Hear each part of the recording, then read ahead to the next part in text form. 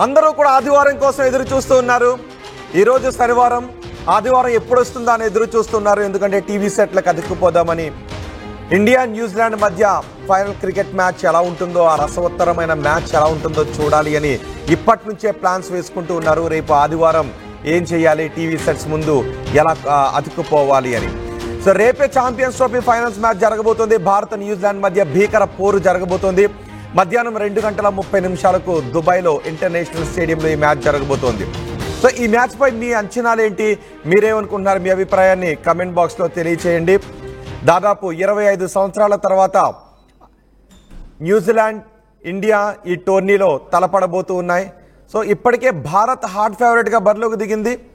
League దశలో ఒక్క match కూడా ఓడిపోకుండా సెమీఫైనల్స్కు చేరి, సెమీఫైనల్స్లో ఆస్ట్రేలియాను తుక్కు చేసి ఫైనల్స్కు చేరింది భారత్. ఒక మ్యాచ్లో న్యూజిలాండ్ ఓడిపోయినప్పటికీ న్యూజిలాండ్ కూడా అన్ని విభాగాల్లోనూ చాలా బలంగా ఉంది. ఈ నేపథ్యంలో న్యూజిలాండ్ కూడా తక్కువగా అంచనా వేయకూడదు అనే సూచనలే భారత టీంకు చేస్తున్నారు. మరి భారత టీం రేపు ఎటువంటి వ్యూహంతో వెళ్ళాలి? దుబాయ్ స్పిన్కు అనుకూలించే పిచ్చులు కాబట్టి 4 స్పిన్నర్లతోనే వెళ్ళబోతుందా? ఫైనల్ టీం ఏ విధంగా ఉండబోతుంది అన్న దానిపై ఇప్పటి నుంచే చాలా అంచనాలు, సూచనలు కనిపిస్తూ ఉన్నాయి. సో రేపు మ్యాచ్ మాత్రం చాలా వాడివేడిగా ఉండే అవకాశం ఉంటుంది.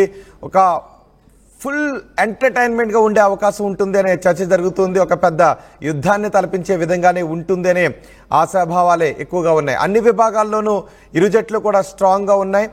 ఇండియన్ ఫ్యాన్స్ను పాత రికార్డులు మాత్రం కలవర పెడుతూ ఉన్నాయి. ఐసీసీ టోర్నీలో న్యూజిలాండ్పై భారత్ చాలా సందర్భాల్లో పేలవమైన ప్రదర్శనలే ఉన్నాయి అనే భారత్ ఇప్పుడు కలవరపడుతూ ఉంది. కొన్ని సూచనలు కూడా చేస్తున్నారు. న్యూజిలాండ్లో ఏ ఒక్కరిని కూడా తక్కువగా అంచనా వేయొద్దు అని చెప్తున్నారు. ముఖ్యంగా న్యూజిలాండ్ టీంలో కూడా స్పిన్నర్లు ఉన్నారు. భారత బ్యాట్స్మెన్ స్పిన్నర్ల గురించి కూడా చాలా జాగ్రత్తగా ఉండాలి అని, అలాగే కేన్ విలియమ్సన్ కట్టడి చేయడంలో కూడా భారత స్పిన్నర్లు ఒక వ్యూహాత్మకంగా ముందుకు వెళ్ళాలి అనే సూచనలు కూడా చేస్తున్నారు.